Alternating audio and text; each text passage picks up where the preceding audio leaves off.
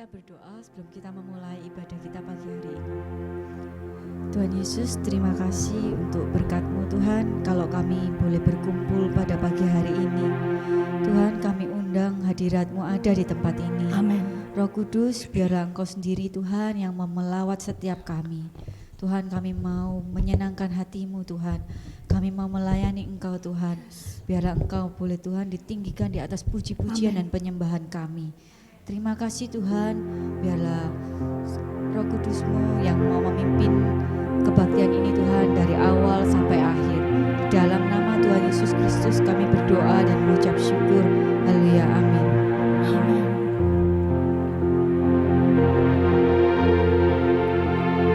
Holy Spirit, come welcome in this place.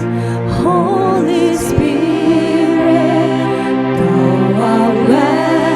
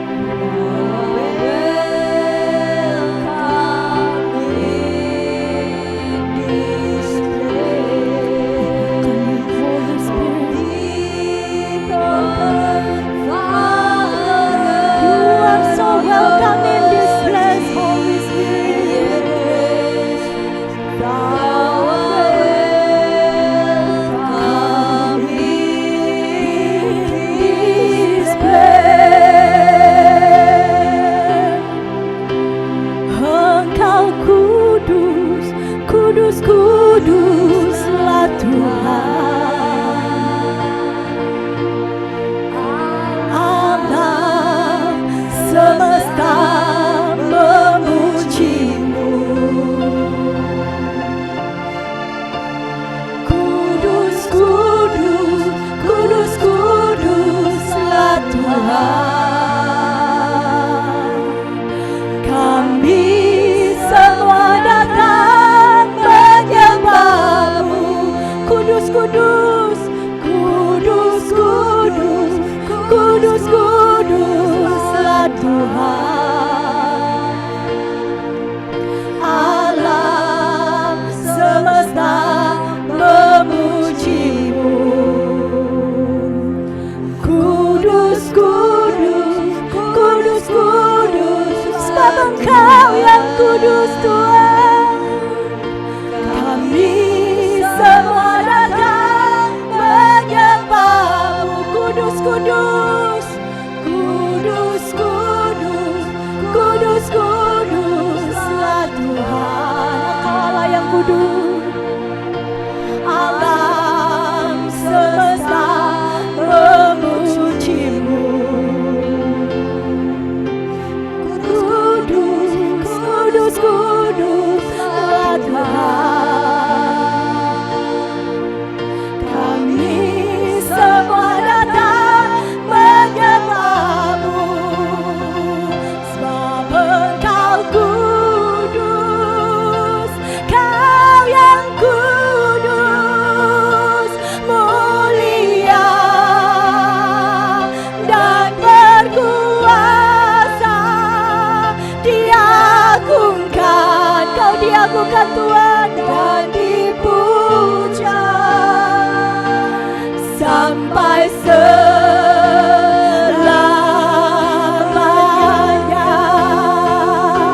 Engkau kudus, Kau yang kudus, mulia, Kau mulia dan berkuasa. Diagungkan dan dipuja sampai selama-lamanya. Selamanya Engkau kudus, Engkau layak, Kau yang layak, mulia, Kau mulia dan berkuasa. Diagungkan dan dipuja sampai selamanya.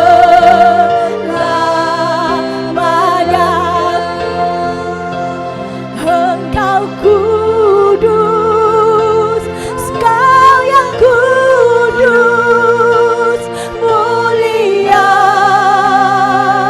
dan berkuasa. Diagungkan, Kau diagungkan Tuhan, dipuja sampai selamanya.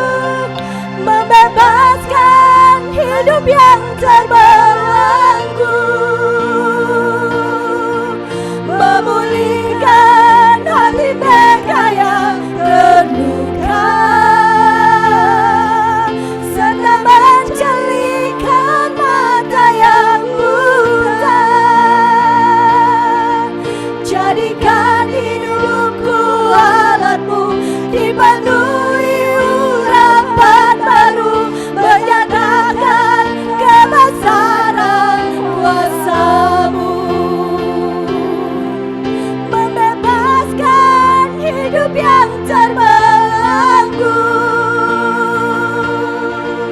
memulihkan hati mereka yang terluka, serta mencerminkan mata yang buta.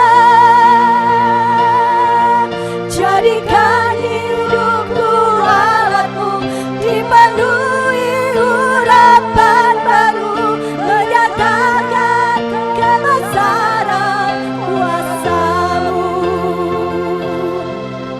membebaskan hidup yang terbelenggu.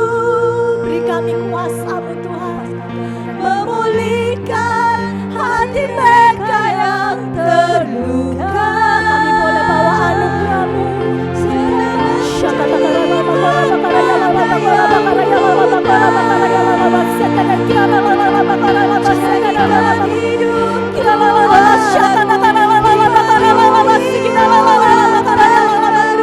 Menyatakan kebesaran kuasa-Mu, membebaskan hidup yang terbelenggu, memulihkan hati mereka yang terluka, serta mencerminkan mata yang buta. Jadikan hidupku alat-Mu, dipenuhi urapan baru, menyatakan kebesaran kuasa-Mu.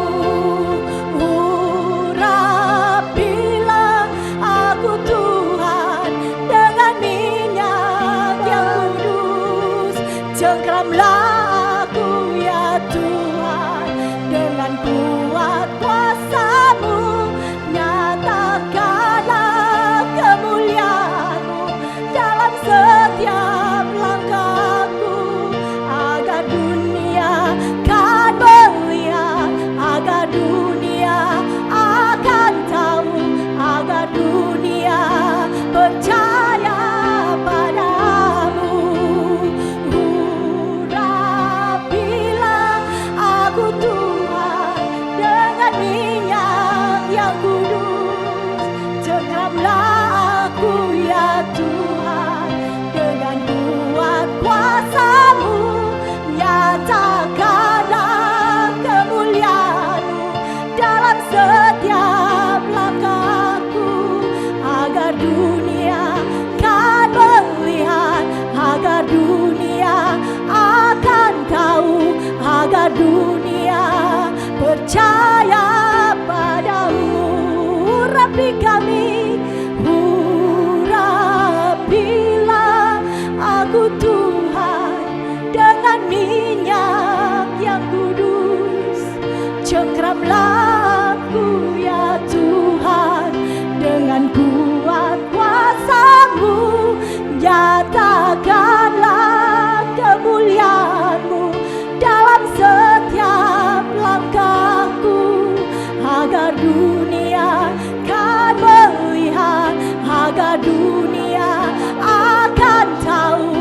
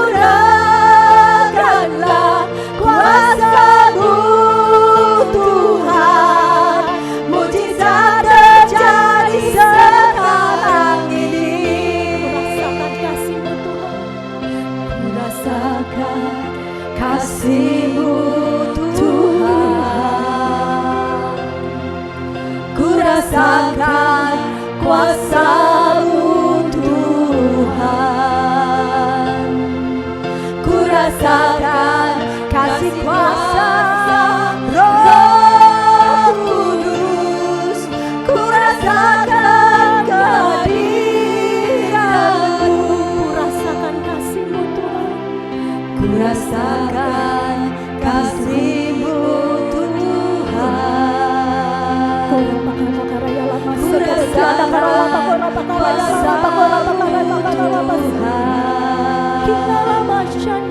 ku rasakan kasih kuasa Roh Kudus, ku rasakan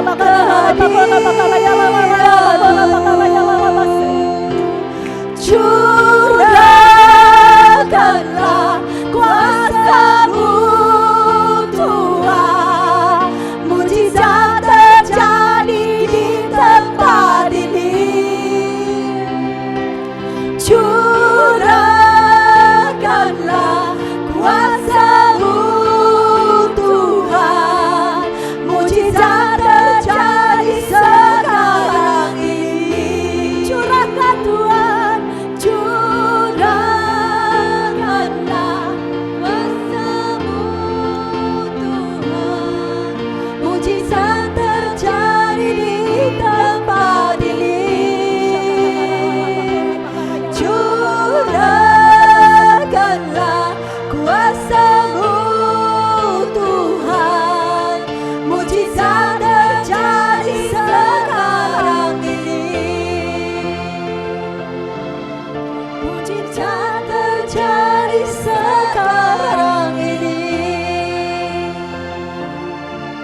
Mujizat terjadi sekarang ini.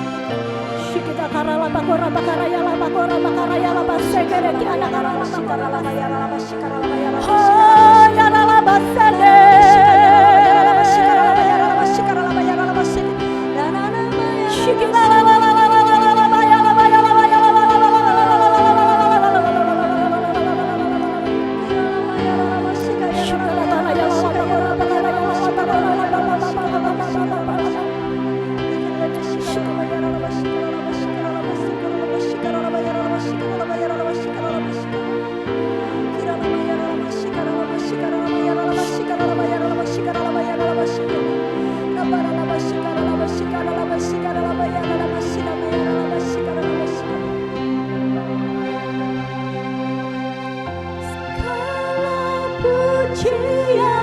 syukur bagimu, yes Lord, Kau hadir dalam hidupku.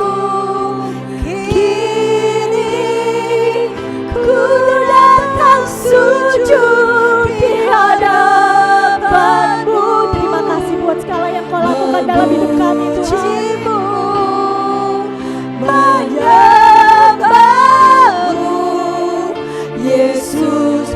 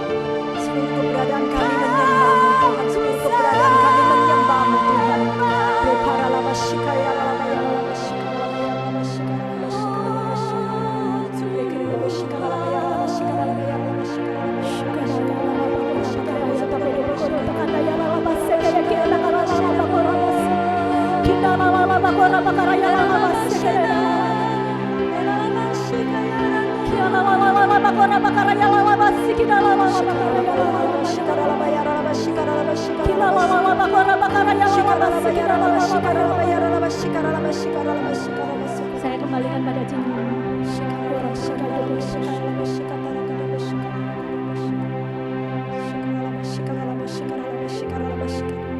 Terima kasih Roh Kudus, seluruh keberadaan kami menyembah-Mu Tuhan. Terima kasih buat hadirat-Mu pagi ini. Biarlah Engkau mengurapi hamba-Mu yang akan menyampaikan firman-Mu Tuhan. Biar setiap kami mendapatkan rema yang baru hari ini. Biar setiap kami Tuhan mendapatkan arahan baru yang daripada Engkau Tuhan. Kami menyediakan hati kami Tuhan. Kami mau dibaca, kami mau dilembutkan. Dan kami mau hidup kami berbuah bagi kerajaan-Mu. Ambil alih seluruh ibadah ini Tuhan. Biarlah hanya nama-Mu yang ditinggikan. Biarlah melalui ibadah ini Tuhan Kau membentuk Tuhan suatu pasukan-Mu Tuhan yang siap bergerak bagi kerajaan-Mu. Terima kasih Roh Kudus. Dalam nama Tuhan Yesus, haleluya, amin. Silakan.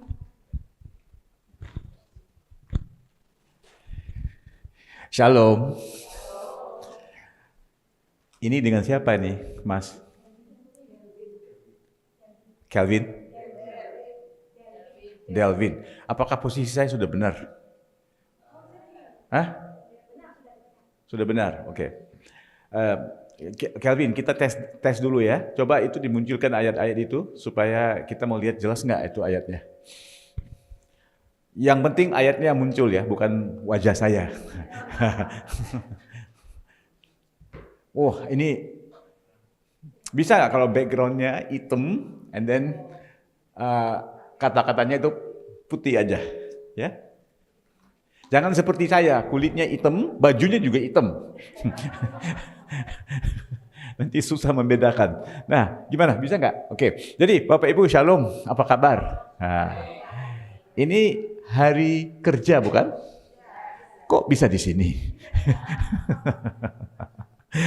Kalau saya nggak apa-apa, ini pekerjaan saya. Kalau Anda apa alasanmu?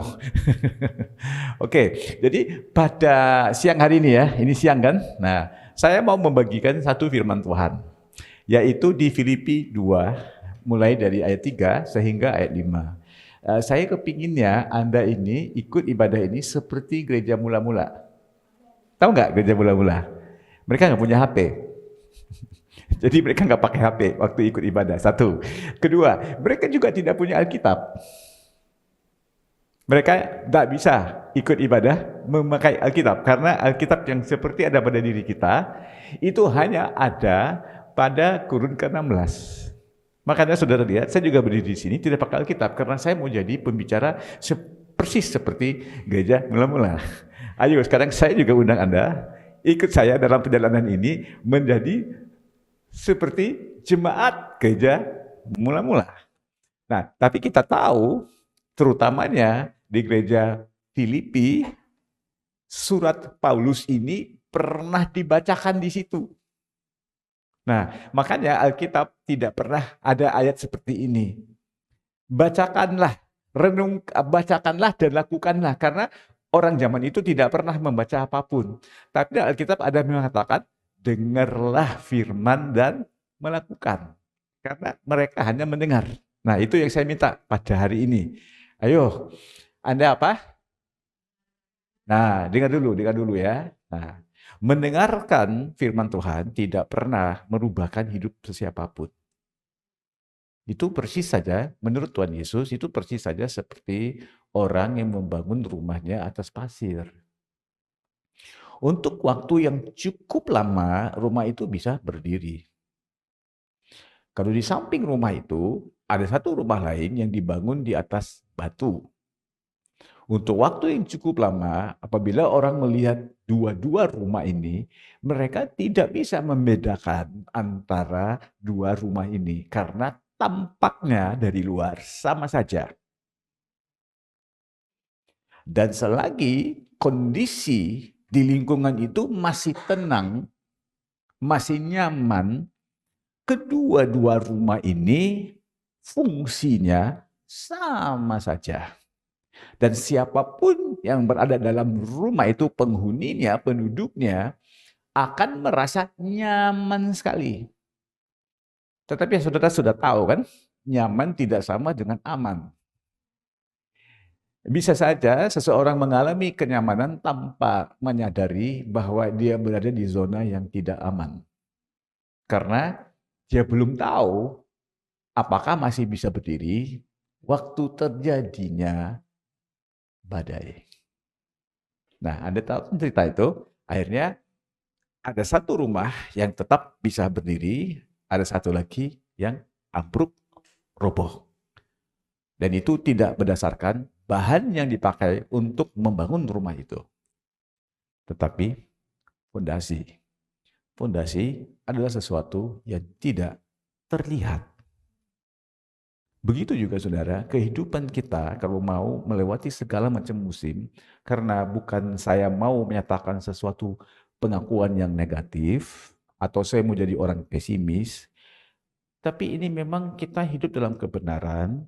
Tuhan Yesus mengatakan dalam dunia ini, Anda, kita semua akan melewati masa-masa susah. Nggak ada satu orang pun terlewat. Anda bisa loncat-loncat, nyanyi lagu Haleluya itu berapa kali? Enggak, 120 kali. Karena Anda mau lebih hebat dari orang lain kan? Anda bisa puasa 400 hari setahun, bisa nggak? Ada orang ngomong seperti itu kepada saya. Untuk orang yang percaya segalanya mungkin. Untuk Bapak setahun 365 hari, untuk saya 400 hari. Ya biarpun sehebat-hebatnya orang seperti itu, dia pun tidak akan terlewat dari kenyataan. Akan lewat masa-masa susah. Ya, nyatakan kepada orang di sampingmu, ini kabar baik. Anda akan lewat masa-masa susah. Selagi Anda tidak menyatakan, saya tidak terus. Saya tidak meneruskan, saya diam. Nyatakan kepada orang sampingmu, ini kabar baik. Anda akan melewati masa susah. Nah, sebenarnya pembicara ini karena bahasa sehari-harinya bukan bahasa Indonesia ya, dia kurang pas apa yang dia ngomongkan. Sekali lagi, kenapa Anda pindah?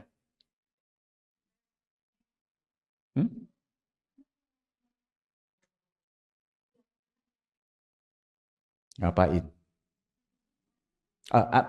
Nanti aja kalau dia datang Anda pindah. Duduk aja di situ, tenang-tenang. Nah, oke, ini. Nyatakan kepada orang sampingmu, ini ada kabar yang lebih baik lagi. Nah, nyatakan. Sebentar, kabar yang baik itu apa? Anda akan melewati masa susah. Tapi kabar yang lebih baik lagi, Anda akan mengatasi masa yang susah itu. Ya kan? Nah, kabar yang kurang baik itu adalah Anda akan mengalami masa susah. Bahasa Indonesia saya hebat kan? Ada label begini kan? Mengalami masa susah. Itu sangat levelnya rendah sekali lah. Dia itu hanya akan membebankan gembala sidangnya. Saya lagi mengalami masa susah. Itu aja dia tahu ya. Tapi ada orang lain yang akan yakin ini pun akan lewat. Lalu dia akan melewati masa susahnya. Itu bagus. Itu sudah bisa membuat beban gembala sidang itu enteng. Biar yang ini, kelas ini saudara. Tuhan, kapan akan kau berikan kepada aku masa susah? Karena selagi engkau tidak memberikan kepada aku masa susah, gimana aku mau membangun kekuatan dalam hidupku? Karena kekuatan itu hanya terbentuk waktu menghadapi masa susah. Gimana Daud bisa jadi raja kalau tidak ada Goliat di dalam hidupnya? Lalu bertahun-tahun si Daud menggembalakan kambing domba di padang gurun. Dan dia berkata kepada Tuhan, di mana Goliat itu yang kau janjikan akan muncul dalam hidupku? Nah, Anda kan sangat berbeda, berseberangan dengan hal-hal seperti ini. Karena Anda mau itu semua dijauhkan. Karena itu kita tidak bisa kuat. Kita cuman pinter mendengar saja firman Tuhan. Akhirnya membangun rumah atas. Nah, saya tidak mau khotbah terlalu lama, cuman 3 jam aja. Kenapa Anda ketawa? Ini bukan candaan loh. Saya serius. Karena ibadah saya berikutnya cuma malam aja. Itu pun di daerah sini. Jadi saya nggak mau balik lagi ke barat. Saya mau temu di sini, nongkrong di sini ya. Nah, tapi kalau Anda mau pulang. Saya cuma minta ruang ini supaya saya bisa khotbah terus sendiri. Kenapa ketawa? Jadi maksud saya apa ya? Selagi kita semua berada di ruangan ini, kita ini hanya bisa menjadi pendengar. hidup kita tidak akan berubah. Kita masih cepat keluar dari tempat ini. Karena di waktu kita keluar, baru ada kesempatan untuk menjadi pelaku firman Tuhan. Benar? Nah, lama-lama, jangan terlalu lama di sini. Jangan terlalu sering berada dalam ruangan ini. Karena di sini nggak ada apa-apa. Terobosan akan terjadi. Ngerti nggak, saudara? Harus keluar. Nah, bentar lagi kita membacakan ayat ini. Anda juga tahu bahwa ayat-ayat ini tidak berguna dalam ruangan seperti ini. Tidak bisa dipakai di sini. Ayat-ayat ini hanya bisa dipakai waktu Anda masuk dalam kehidupan yang sebenarnya. Nah, jadi ini pom bensin ya. Pernah ke pom bensin? Pernah? Atau suruh supirnya aja yang ke pom bensin, Anda nggak pernah ikut? Nah, ada nggak Anda suka nongkrong lama-lama di pom bensin? Karena pom bensin itu bukan tujuan kita. Pom bensin itu adalah tempat persinggahan saja kan? Ada orang yang suka di situ. Suka tercium bau bensin, solar, semua suka. Lama-lama loyo kan? Suka? Nggak suka kan? Nah, gitu juga sikap kita. Waktu kita masuk ke sini, ini pom bensin, jangan lama-lama di sini. So, kabar yang lebih baik.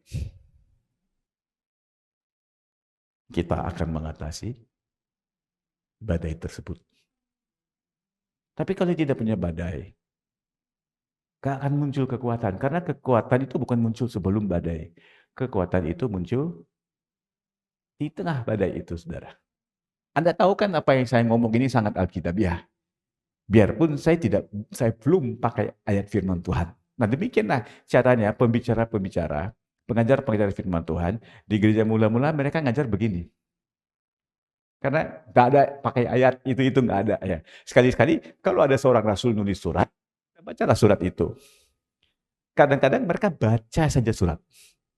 Nggak sempat karena suratnya agak panjang kan, nggak sempat untuk mereka bahas satu-satu. Jadi kita di zaman ini sangat beruntung, punya macam-macam teknologi, bisa dengar khotbah di YouTube. Dah hadir di tempat pun bisa ikut live stream. Waduh, luar biasa kan? Bahkan ya Esther Tan juga saya sudah ketemu lewat alam maya itu.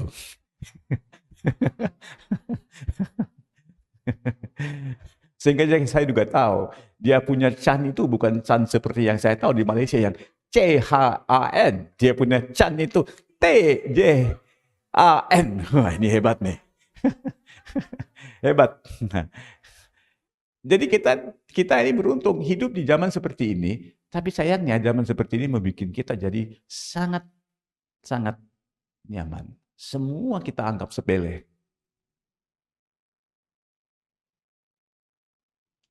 Oke, sudah? Oh, saya senang dengan si Kelvin ini ya, Kelvin ya. Kelvin, saya senang karena dalam bahasa Inggris kita bilang he aims to please. Dia hanya hidup karena mau menyenangkan hati orang lain. Nah, itulah. Nah. Sudah married ya? Wah, siapa istrinya?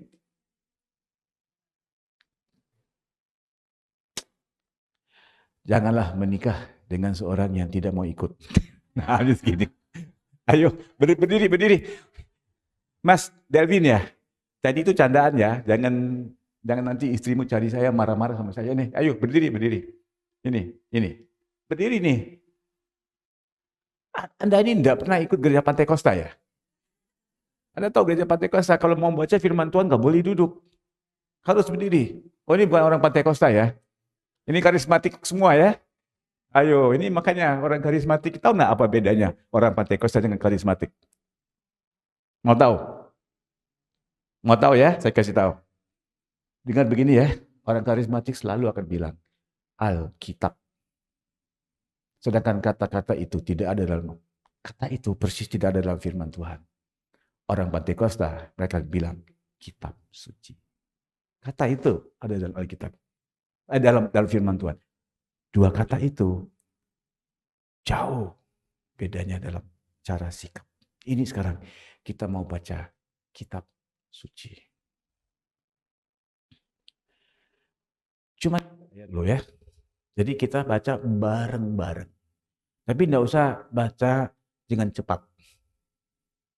Jangan baca kayak yang Siri, tahu Siri itu?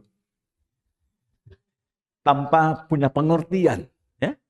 Kita baca bukan karena hanya mau cepat-cepat selesaikan tugas ini. Kita mau mendapat pengertian. Ya. Dengan, ayo 1, 2, 3. Dengan tidak mencari kepentingan sendiri atau puji-pujian yang sia-sia. Sebaliknya, hendaklah dengan rendah hati yang seorang menganggap yang lain lebih utama daripada dirinya sendiri. Berikutnya ayat 4. Nah, ayo. Dan janganlah tiap-tiap orang hanya memperhatikan kepentingan sendiri, tetapi kepentingan orang lain juga.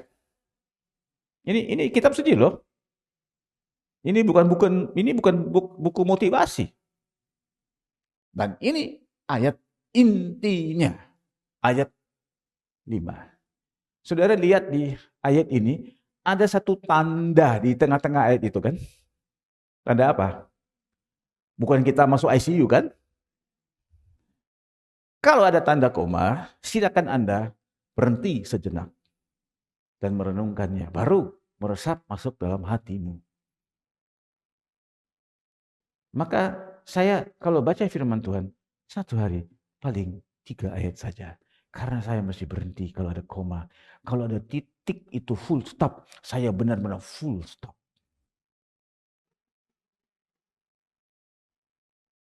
Maka kalau ikut khotbah saya hanya bawa 2-3 ayat. Karena kapasitas saya cuma 2-3 ayat. 1, 2, 3. Hendaklah kamu dalam hidupmu bersama menaruh pikiran dan perasaan yang terdapat juga Kristus Yesus. Sudah selesai kita membaca kitab suci ini. Mau berdiri boleh, mau duduk juga boleh. Saya nggak akan suruh-suruh. Tapi ternyata Anda bebas berdiri atau duduk. Ternyata Anda sudah pun mojokin saya karena saya terpaksa berdiri.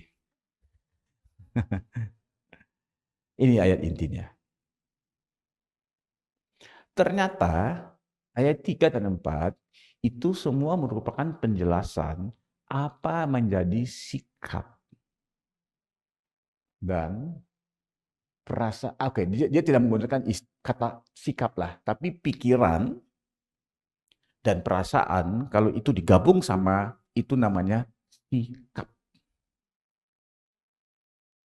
Jadi kalau mau mengerti apa itu sikap Kristus, itu sudah dijelasin di ayat 3 dan ayat 4. Lalu ayat 5 ini adalah satu kesimpulan.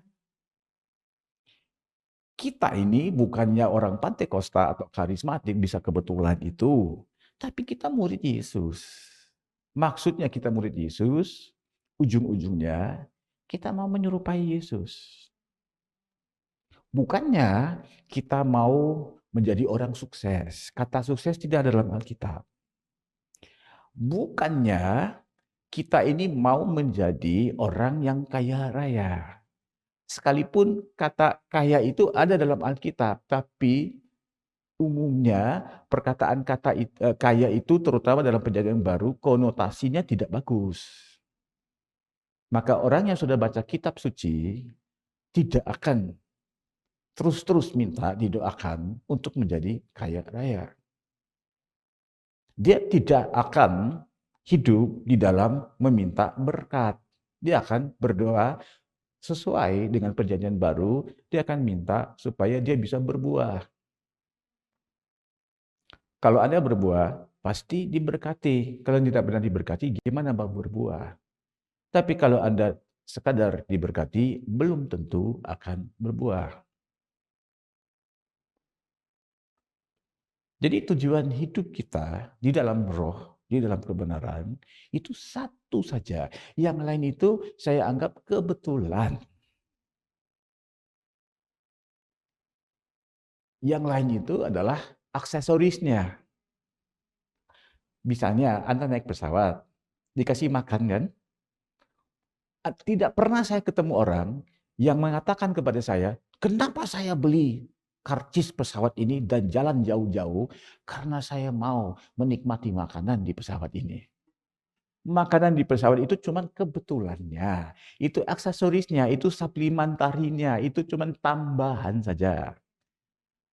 Yang sebenarnya kita juga naik pesawat itu bukan karena kita kurang sahabat, lalu mau ngobrol di orang di sebelah kita. Bukan karena itu, Pak, saya naik pesawat ini karena saya mau ngobrol dengan seseorang.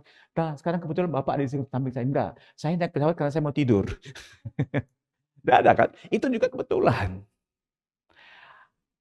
Anda juga nggak pernah naik pesawat jauh-jauh dikasih selimut kan? Wah, saya mau naik pesawat ini bayar mahal-mahal karena saya mau selimut ini. Nggak ada, itu kebetulan. Kita naik pesawat karena ada tujuan.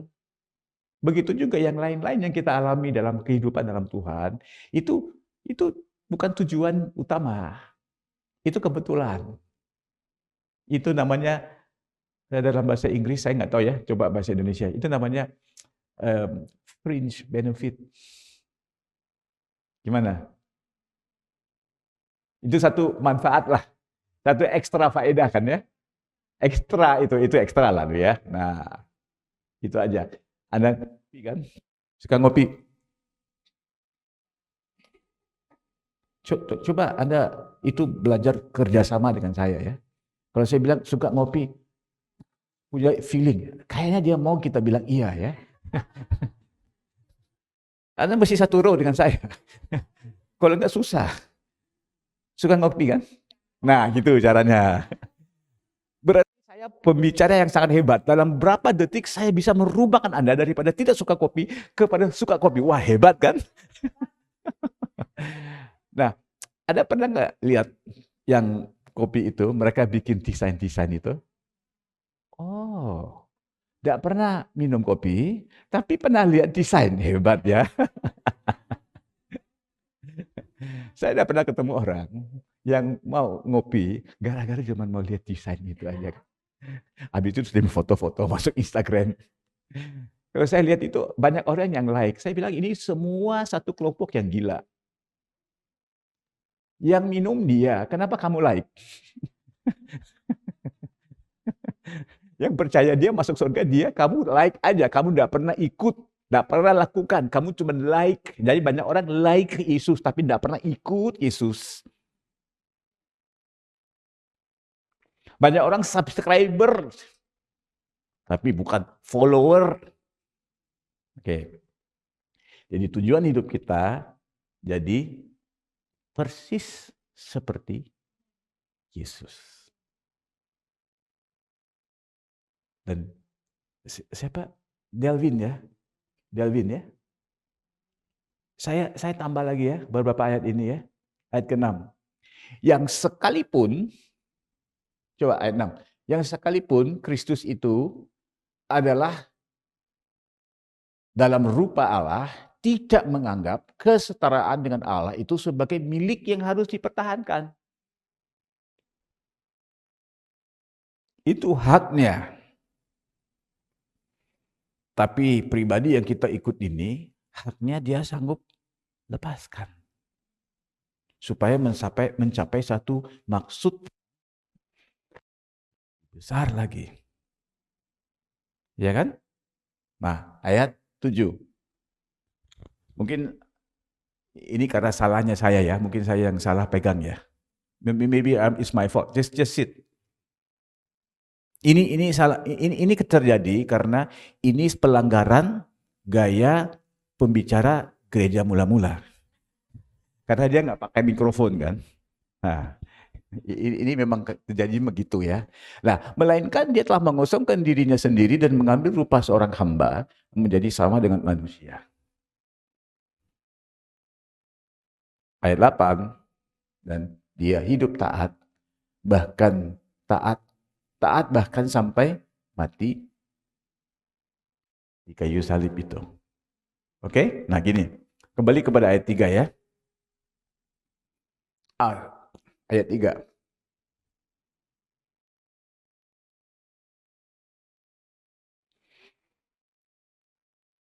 Anda harus memperhatikan satu hal. Allah sebagai pribadi atau oknum yang bersifat sempurna, tidak, saya nggak boleh bergerak ya. Saya harus berdiri, oke, saya berdiri di sini aja. Saya sekarang mulai merasakan apa yang dialami orang yang berada di penjara. Saya sekarang mulai mengerti dikit. What's my point? Poin saya begini ya. Kalau Allah berada di sorga, tetap di sana, dia tidak bisa melakukan ayat 3. Lalu Allah harus mengambil rupa manusia. Tapi kalau Allah mengambil rupa manusia, artinya dia sudah turun kelas dan membatasi dirinya. Kalau mau menjadi murid Yesus, kita juga mesti belajar kadang-kadang turun supaya nanti bisa naik. Tapi itu bukan tujuan kita. Oh ya, gak apa-apa, saya merendahkan hati, tapi kemudiannya saya dipromosi kan. Nah, waktu sedang merendahkan hati lagi mikir, gak apa-apa, bentar, kemudian saya dipromosi. Enggak, saya merendahkan hati karena ini persis dengan apa yang Tuhan Yesus lakukan. Itu saja. Nah, jadi kebanyakan orang takut, atau kalau dia tidak pernah baca pun, dia tidak melakukan hal ini, tengah kepikir hal-hal ini, cuma ngomong doang, karena dia punya satu pikiran. Kalau seandainya aku memperhatikan kepentingan orang lain, saya tidak mencari kepentingan diri sendiri, saya menganggap orang lain itu lebih utama. Bukan orang lain itu lebih bernilai, cuma lebih utama saja. Siapa akan membela saya?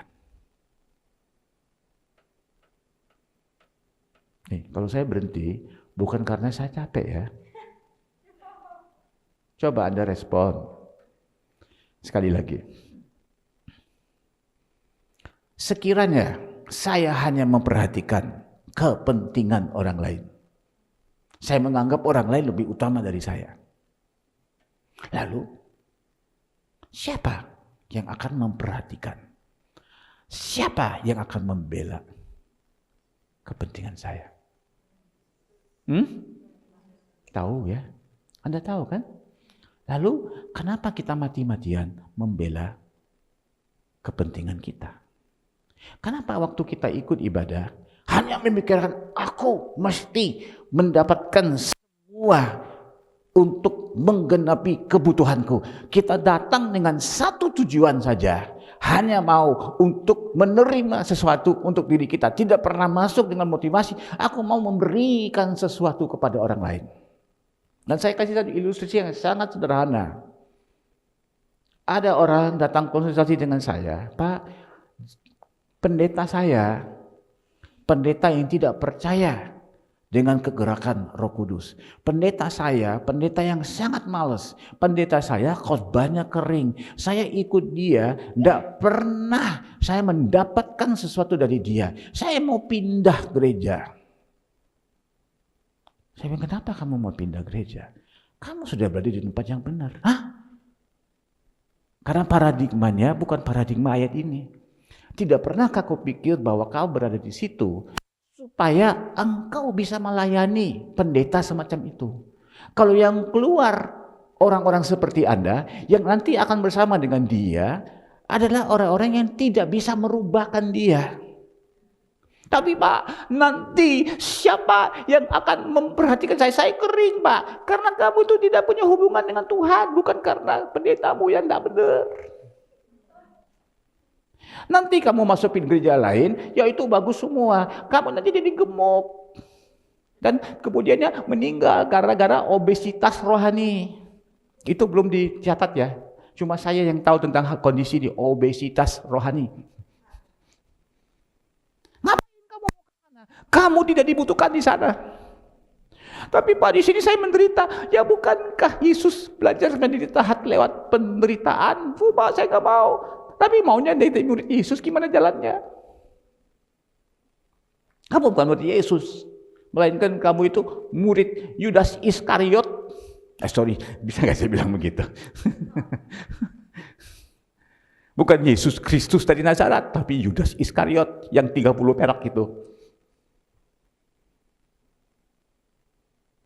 Kan tahu ya, kalau Anda memelihara kepentingan orang lain, siapa memelihara kepentinganmu? Coba jawab sekali lagi. Nah, sekarang pertanyaan saya berikutnya ya. Kalau Anda tidak memperhatikan kepentingan orang lain, karena Anda sangat terfokus memperhatikan kepentinganmu, sekarang siapa yang akan memperhatikan kepentingan orang lain? Coba jawab. Tuhan. Nah, menurut Anda, siapa yang nanti akan lebih dipuaskan dan dipenuhi dan kelimpahan? Orang yang dilayani dan diperhatikan oleh seorang manusia saja, atau orang yang diperhatikan Tuhan? Nah, kalau Anda memperhatikan dirimu ketimbang Anda memperhatikan orang lain, kondisi mana yang Anda rugi? Iya, karena first class naik pesawat itu sudah jatuh di jatah orang lain. Anda ekonomi kelas. Karena ekonomi kelas itu semuanya yang belanja awak-awak kabin di situ manusia saja. Anggap saja seperti itu ilustrasi saya. Nah, bukannya dari situ, saya lagi jadi pikirannya strategis. Nih gini. Oh gitu ya. Nah sekarang saya pencitraan, memperhatikan orang lain. Supaya ada rumus yang saya belajar. Bahwa kalau saya memperhatikan orang lain, nanti saya akan mendapat yang the best. Tuhan itu memperhatikan saya. Bukan itu maksud saya. Bukan itu maksud saya. Sama sekali tidak.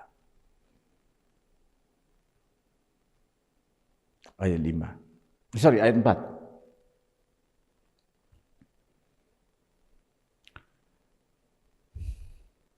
Ini cuma penekanan ya, jadi dia ngulang dari sana. Kristus menjadi manusia bukan karena Kristus butuh dibenarkan. Dia yang tidak mengenal dosa menjadi dosa supaya kita yang berdosa bisa dibenarkan. Gak ada keuntungan Kristus jadi manusia. Sudah itu mati, gak ada keuntungan. Sama sekali tidak ada keuntungan. Saya tambah satu poin, satu cerita, kemudian kita berdoa. Saya ke sana, ada dua mata yang lagi tajam melihat saya. Saya sudah tahu, oke, balik sini. Laser itu seperti saya lagi lewat perawatan laser. Waduh, saya berdiri di sini. Udah bergerak saya. Maaf Bu ya, maaf, sorry. Salah saya dimaafkan ya.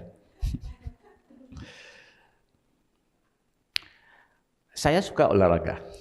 Ya, mulai 13-14 tahun lalu, karena saya dalam kondisi tubuh yang tidak sehat, saya belajar untuk hidup pola sehat. Olahraga ya. Nah, jadi waktu saya pertama kali masuk olahraga di gym, angkat beban, saya hanya bisa angkat beban 20 kilo gitu-gitu ya.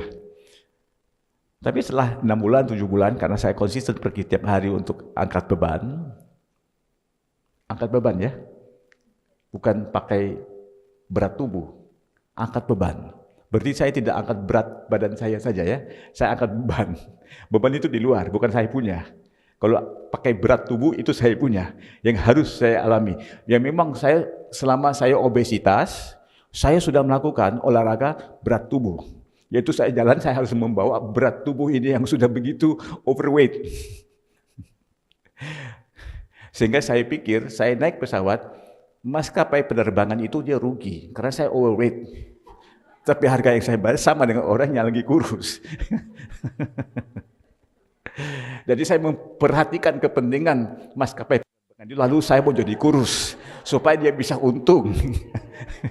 Saya begitu ekstrim mau melakukan firman Tuhan, sehingga saya memperhatikan hal itu. Saya menjadi kurus untuk dia ya. Nah gini, Setelah 6 bulan, saya angkat lagi itu beban 20 kilo. Saya agak galau dan keliru. Kok ini gak kerasa 20 kilo yang dulu berat. Lalu saya lihat ada satu trainer di gym itu, saya mendatangi dia. Karena saya masih baru di gym, pertanyaan saya aneh-aneh. Pak, bisa nggak beban-beban begini makin lama beratnya akan kurang? Dia lihat saya, ya untung Bapak ini pendeta, karena pikiran Bapak ini bukan akal sehat. Masa beban itu beratnya bisa hilang begitu? Dia punya berat tidak pernah hilang. Pak, tapi saya punya perasaan bahwa beban ini sudah jadi enteng. Oh makanya Bapak ini pendeta karismatik, suka menggunakan perasaan, tidak pernah pakai pikiran. Saya dihina begitu ya. Nah, maksudmu apa? Gini Pak, yang diangkat tidak pernah tambah kuat, yang mengangkat itu yang tambah kuat. Oh sebentar dulu. Saya mesti ambil catatan saya. Karena satu hari saya akan ke coklat, saya akan khotbah, saya butuh ilustrasi. So sebentar dulu, ini bagus. Ulang sekali lagi, gini. Yang diangkat tidak pernah tambah kuat. Yang mengangkat itu yang tambah kuat. Lalu beban itu diangkat, bukan beban itu yang angkat Anda. Lalu beban itu tetap saja pada beratnya seperti itu, bobotnya seperti itu. Anda yang mengangkat, Anda yang menjadi lebih kuat. Anda ini trainer di sini, memang Anda itu aliran reform karena ilustrasi kamu bagus. Kamu reform, saya karismatik. Kalau kita sama-sama hebat loh itu ya. Lain kali diundang juga dia ya, ilustrasi dia bagus. Oh, rupa-rupanya begitu. Saya memperhatikan kepentingan orang lain, saya itu tidak pernah rugi. Iya loh, kamu nggak mengerti. Kalau Tuhan suruh itu bukan karena merugikanmu, ujung-ujungnya supaya kau bisa berkembang jadinya seperti Yesus, nggak pernah rugi kau. Oh gitu. Lain kali jangan masuk ibadah dengan sikap hanya mau menerima. Ibadah mulai jam 10, masuklah jam 9. Tanya-tanya apa yang bisa lakukan. Oh, ibadah selesai jam 12, jangan pulang-pulang. Anda tetap di sini, pikirkan apa yang bisa dilakukan. Biarpun Anda ini bukan pengurus, tetap bisa dikasih tugas. Amin. Jangan jadi orang karismatik, hanya melakukan satu kalau disuruh. Jadilah orang yang ikut aliran kebenaran, nggak disuruh pun dia melakukan karena itu benar. Akhirnya ujungnya Anda nggak pernah rugi. You understand? Tadi saya janjikan satu lagi poin kan? Dan satu cerita. Poin sudah selesai, cerita. Sekarang gimana? Mau cerita atau tidak? Kayaknya enggak lah. Supaya saya diundang lagi. Saya mesti simpan bahan loh ya. Nanti kalau saya keluar semua, nanti lain kali saya datang, saya ulang aja kan. Tadi oh ini pendeta sudah cukup lah. Nggak usah diulang, nggak usah diundang terus-terus kan? Apa? Memang Anda serakah kan? Nggak pernah mau sabar. Sabar aja lah. Kita adu mulut ya. Oh nanti Tuhan tambahin. Kenapa kamu nggak bisa sabar? Ya memanglah saya cuman just memancing saja ya. Sama sih saya mau ceritakan saja kan. Ya oke.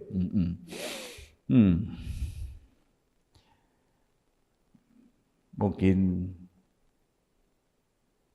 15 tahun lalu ada satu pembantu rumah tangga di rumah saya.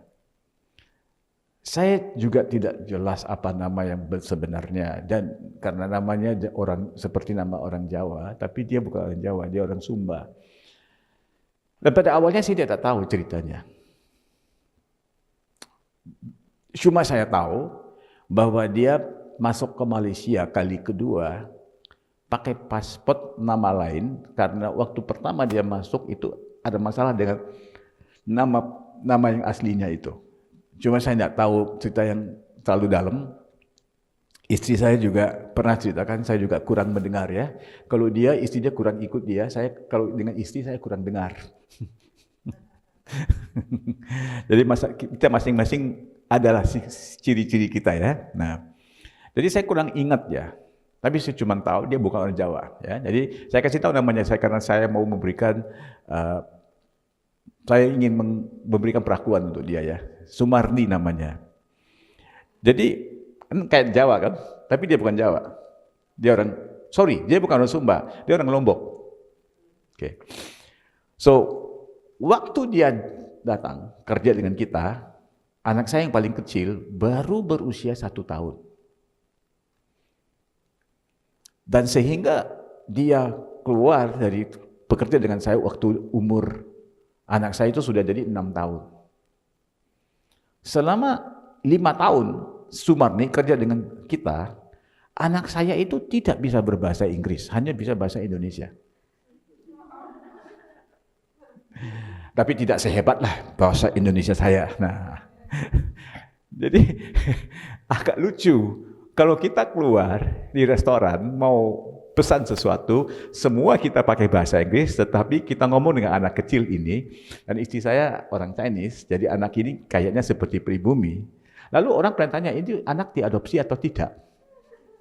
Kok wajahnya sawo matang begitu, kemudian pakai bahasa Indonesia ya? Jadi siapa yang mempengaruhi dia? Bukan orang tuanya. Karena kita di rumah semua pakai bahasa Inggris. Ternyata dia jauh lebih dekat dengan pembantu ini. Sekalipun dia pembantu. Ya, pembantu rumah tangga. Dia punya pengaruh yang kuat atas anak kecil ini.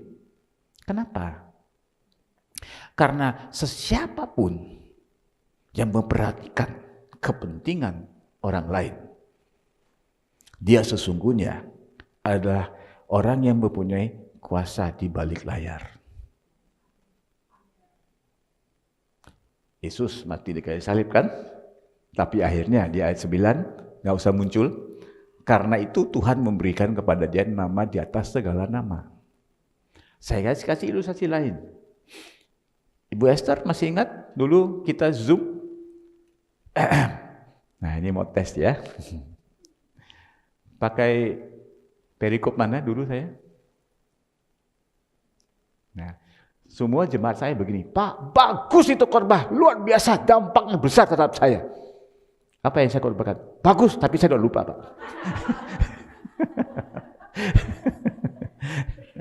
Jadi sesudah ini kan, Anda mesti berpura-pura begitu aja ya. Pak, itu bagus, Pak. Tadi ayat apa yang saya bacakan? Nah, saya udah lupa, tapi bagus, Pak. Bagus.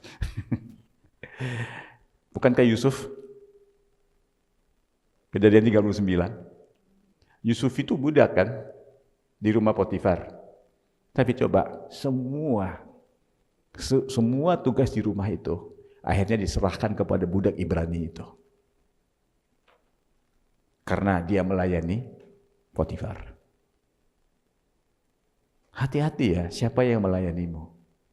Anda pikir Anda atasannya dia. Dia itu anak buahnya Anda. Tapi sebenarnya dia punya kuasa besar. Lalu jangan pernah punya keberatan mau memperhatikan kepentingan orang lain. Sesungguhnya Anda sedang mentransformasikan orang itu. Bukan Anda itu dimanfaatin. Nah, kemudian Sumarni ini begitu penting di rumah tangga kami ya. Salah satu contohnya ini ya. Ada contoh lain tapi saya nggak sebut ya. Sehingga satu hari dia sakit. Selama 5 tahun dia harus keluar dari rumah kita juga karena gara-gara sakit ini. Dia sakit keras, tidak pernah sembuh. Akhirnya kita masukkan dia ke rumah sakit dan dia berada terlantar di rumah sakit hampir 3 bulan. Dan waktu itu dokter itu bertanya kepada dia masa lalunya dan mulai mengetahui sejarah tentang dirinya. Jadi rupa-rupanya di Lombok waktu usianya 12 tahun, dia itu pernah sakit gigi. Cuma sakit gigi. Karena di kampung tidak punya perawatan yang bagus, mereka juga tidak punya uang. lalu tidak pernah dirawat. Dan lama-lama tubuh kita bisa melawan inflamasi, lalu reda, dipikir sudah sembuh. Tapi tidak pernah tahu bahwa masalah ini akhirnya sudah kena ke jantung.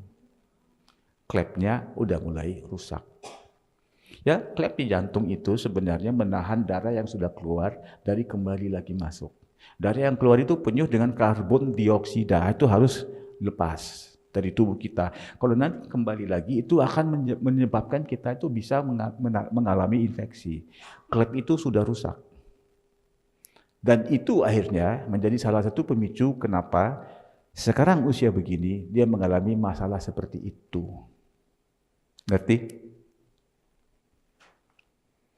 Dan saya mesti ceritakan satu lagi ya. Waktu dia lahir, karena papanya sangat kecewa, yang lahir itu anak perempuan, lalu papanya cerai dengan istrinya.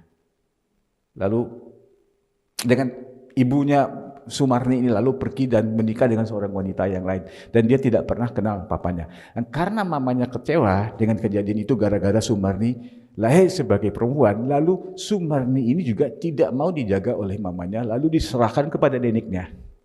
Jadi waktu kecil, dia itu bukan yatim piatu, dia diyatim piatukan, ditolak oleh orang tuanya.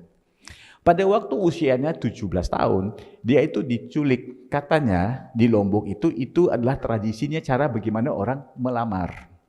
Kalau suka sama satu cewek, Anda culiklah dia. Pernah diculik?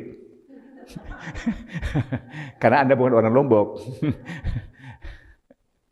Itu yang dia ngomong ke saya. Lalu dia diculik oleh seorang pria yang dia nggak suka. Itu kayak preman, dia culik dia. Lalu sekarang ikut adat, dia mesti menikah dengan preman ini. Tapi 6 bulan kemudian preman ini meninggal. Usianya belum nyampai 18 tahun, udahlah dia yatim piatukan, sekarang menjadi janda. Coba angkat tangan, siapa yang sudah mengalami hidup Anda seperti itu? Coba angkat tangan. Tidak ada ya? Kenapa kita ini sering mengeluh? 5 tahun dia kerja dengan saya tidak pernah dengar dia satu kali pun mengeluh. Dan dia juga bukan orang yang sudah kenal Tuhan. Karena saya sama istri saya begitu menganggap Sumarni itu sebagian keluarga kita.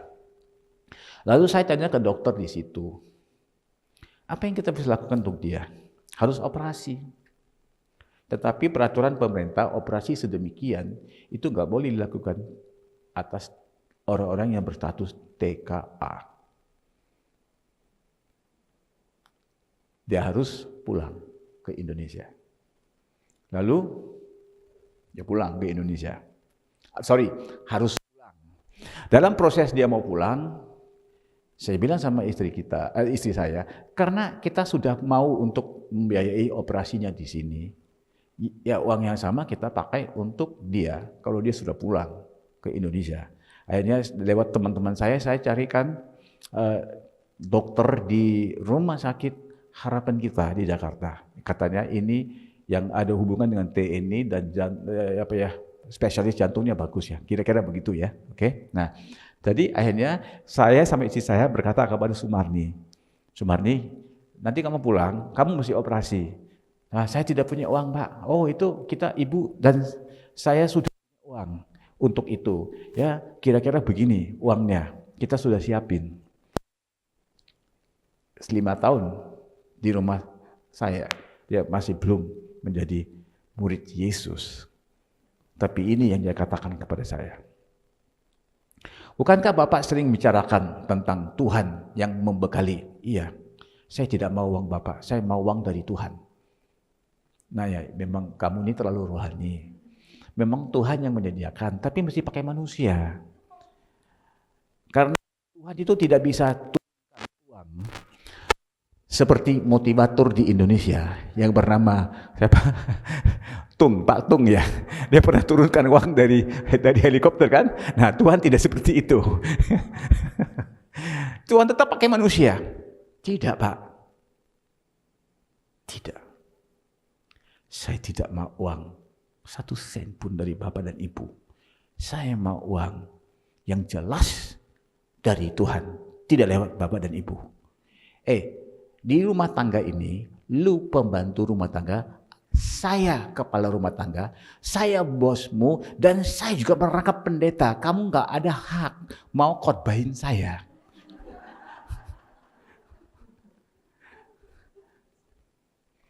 Tidak, saya mau Bapak berdoa sekarang di depan saya, dalam nama Yesus, saya aminkan. Karena sudah banyak Bapak cerita di rumah tentang itu dan ini. Sekarang saya mau mengalaminya sendiri.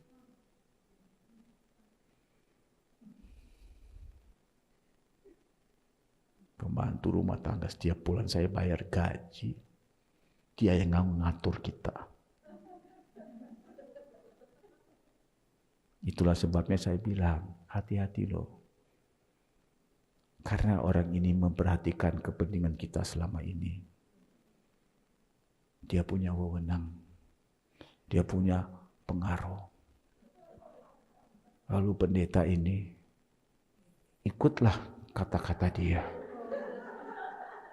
Dan berdoa. Cerita ini saya sambung ya, di kesempatan yang lain ya. Sabar ya. Nanti Tuhan kasih saya tambahan bahan, tapi sementara itu Tuhan juga kasih Anda kesabaran ya. Oke, saya sambung aja ya. Lalu kita berdoa, amin dalam nama Yesus. Saya juga punya penasaran gimana caranya ya. Akhirnya hal ini bisa digenapi dengan dia juga yakin bahwa ini bukan dari saya dan istri saya, tapi dari Tuhan. Gimana caranya ya? Sehingga satu hari saya diteleponin oleh seorang ibu dan dia berkata harus datang ketemu saya. Saya datang ketemu ibu itu, dia siapin satu amplop, di situ dia berisi di situ bukan ringgit ya, dia berisi di situ semua dolar. Katanya lah, saya belum buka itu ya. Ini ya saya titip kepada Bapak. I entrust this to you. Wah, kenapa enggak kasih aja ke saya? Maksudmu apa? Oh, maksud saya Tuhan menggerakkan hati saya. Ini ibu juga bukannya orang-orang yang mengeroh gitulah. Dia bilang ini pertama kali Pak, dan saya juga enggak berani mau menyatakan Bapak begini karena ini hamba Tuhan saya orang biasa aja. Tapi saya masih lakukan karena sudah 3 malam saya tidak bisa tidur. Ini Pak, ini ada uang bukan untuk Bapak, tetapi orang dalam lingkungan terdekat Bapak. Pada waktunya saya tidak nyambungkan itu semua ya. Saya bawa pulang, tapi di mobil, nanti saya pulang rumah saya hitung ya. Itu persis enggak dengan biaya operasional itu ya. Operasi itu ya. Oke. Saya pulang ke rumah. Saya taruh amplop di counter dapur karena dapur itu di bagian depan rumah.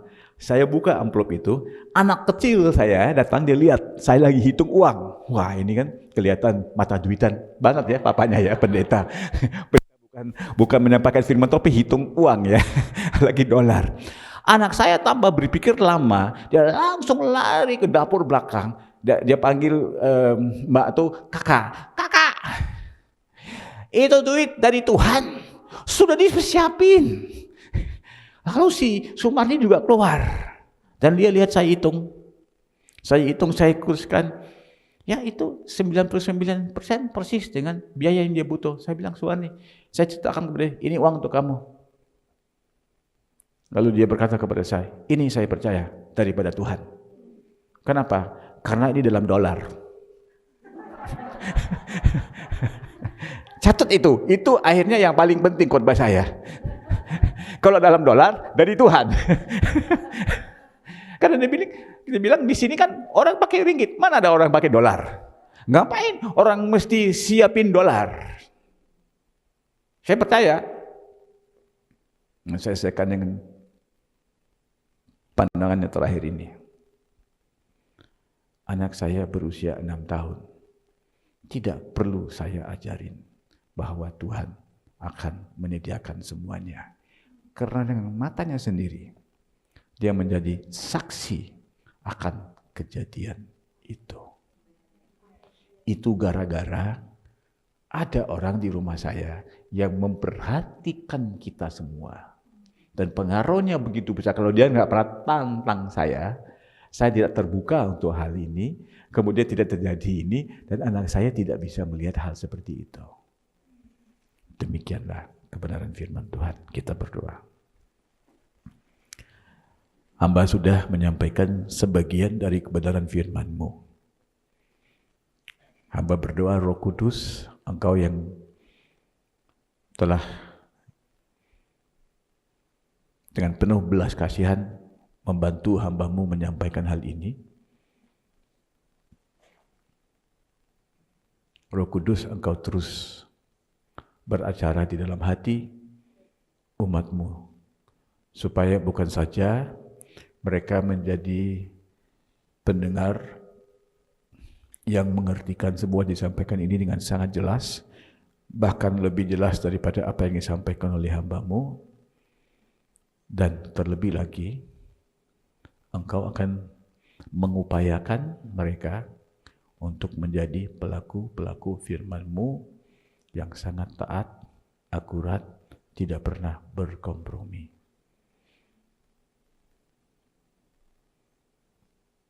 Hamba doakan semua ini dalam nama Putra-Mu, Yesus Kristus, yang menjadi tujuan utama kehidupan kami.